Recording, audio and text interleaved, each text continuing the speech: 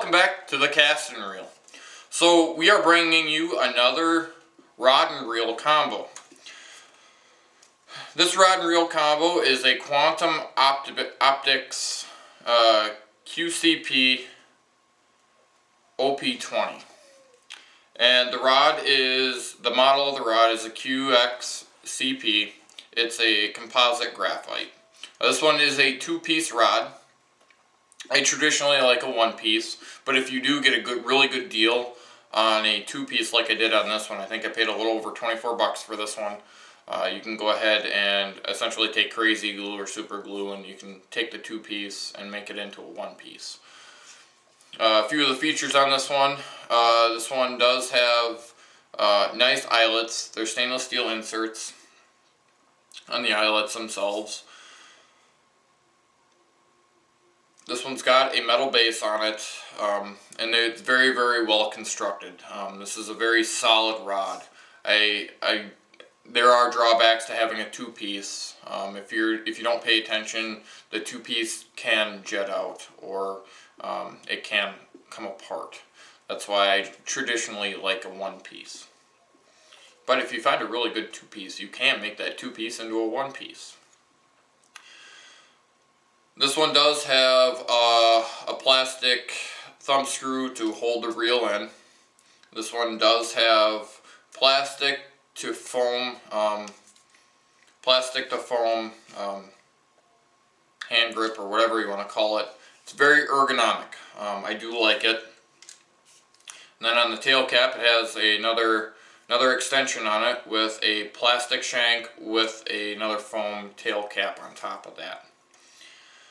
And then the reel guides to the reel shells, as I call them, they are plastic with a stainless steel, or excuse me, with a metal outside area for reinforcement. I wish it was the other way around, having plastic on the outside with metal on the inside, better reinforced. The pole itself, I don't have any qualms about. It's very sensitive, very lightweight.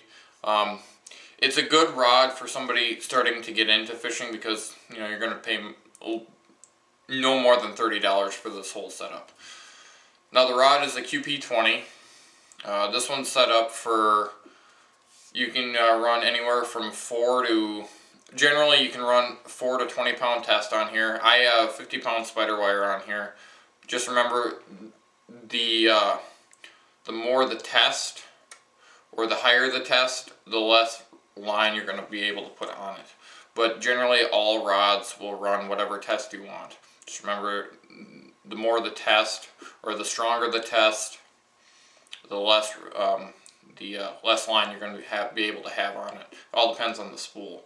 I mean, I don't recommend taking an ultralight and putting spider wire on it, because an ultralight's an ultralight. The reel itself, it's very the drag setting is very audible. You can hear it quite nicely. The bail is made out of stainless steel, with the line guide is also made out of stainless steel. The bail connections, where it's screwed here, and then where it's screwed here, unfortunately it is made out of plastic. Not a huge fan of that. Oh wait, take that back. Oh, it's made out of metal, sorry. And then the bail mount, and the actual for the lack of better words, where the bail sits on for the spinning action, that one runs off of a metal frame with a two-bearing system. So this is a two-bearing reel. Two-bearing reel. The crank, the base is made out of plastic. The actual hand crank's made out of metal. And then the actual handle that you actually reel with is plastic with a rubber overmold. Now this one's riveted in. I'd really rather have it screwed in, but it is riveted in. The actual set screw to hold your crank in is made out of plastic with a metal bolt on the inside of that. The body of the actual reel itself is made out of metal. Majority of this reel is screwed together, which is nice. So that's basically what it is. This one also has anti-reverse with your switch down here. It's a very small switch, but there's a switch, so you can go in reverse. So that's basically the setup of this rod. Now we're going to get into some of the points that I like about this rod and dislike about it.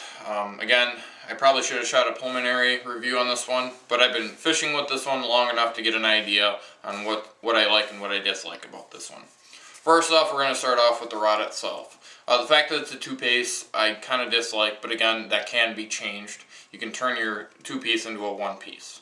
So that's an easy fix, especially if you find a really good deal on a rod and reel combo. It's very ergonomic. I do like it. It is very ergonomic. There's a slight bulge up here, so you can get a firm grasp on it. I do like it. Like I stated, the rod, I don't have too many qualms about it, other than the plastic thumb screw to hold the reel in with the reel catches. They're made out of plastic. I really wish they'd be made out of metal. The stationary reel shelf on the inside of here is made out of plastic. Not a huge fan of that. I wish they were plastic with metal inserts, or just make it all metal, one of the two. But they do it for lightweight purposes. I am seeing a lot of wear in the actual foam, but it is comfortable. On a colder day, I'd really rather have foam than cork, because it does retain heat a little bit better. This little extra extension, I don't think they had to put that in. Maybe a little bit longer, or just make the whole thing foam. I find this kind of mundane and redundant. But that's pretty much my only qualms about the actual rod itself. This lower eyelet, the bigger eyelet, it does make noise, but that's an easy fix. Take some sandpaper and sand on the inside of here. That'll take care of that every time, or almost every time. Now the reel, the pros and cons to it on the QP20 reel. Unfortunately, it is a 2-bearing reel. I'm not a huge. The less the bearings, the worse it is. This runs off a 2-bearing system, but again, what you pay for it, it is a good rod and reel. I'm going to state that now. It is very noisy. This Optix QP20 is Optix QP20, it is very noisy. Some of it has to do with the fact that I do run a 50 pound Tesla spider wire, the braided spider wire. Stay tuned, I'll have a review on the braided spider wire too, and why I choose braided over mono or single. Now I have run mono line on this one, and it's not as noisy, but for the most part it's a pretty noisy reel for what it is. But this rod does get the job. If you're on a budget, I highly recommend this combo. And again, this is the Quantum Optix QP20, as I call it, or the QXCP, which is the rod, and the QP20 is the reel. The other things, I do not like the fact that this one does have a plastic thumb screw to hold the crank in. I don't like the fact that the crank is actually riveted in versus screwed in. Not the reel, but the spool itself is made out of metal, which is good. 3/4 of this reel is made out of metal. I don't have too many qualms with it, other than the fact it's the 2-bearing system. The more the bearings, the better off you are. So if you can find a 3 to 4 bearing system, go for it. That being said, the less the bearings, the worse it is. If you ever find a really good deal on a single bearing, pass on it and go get a 2 to 10 bearing. Again, more bearings, the better off you are. But yeah, that's pretty much it on the Quantum Optix QXCP OP20. Anyways, if you have any questions, concerns, comments, feel free to leave them at the bottom. Oh, by the way, this is a light action to medium action rod, so it's not meant for going ahead and catching, northern and stuff like that. It's great for bass, It's great for crappie, anything that's lighter weight. But like I stated, this is the casting reel. If you have any questions, concerns, comments, leave them at the bottom. And again, this is a new channel, so feel free to subscribe. And also, go ahead and check out my other channel, Lock and Reload. As always, stay dry, and I'll catch you later.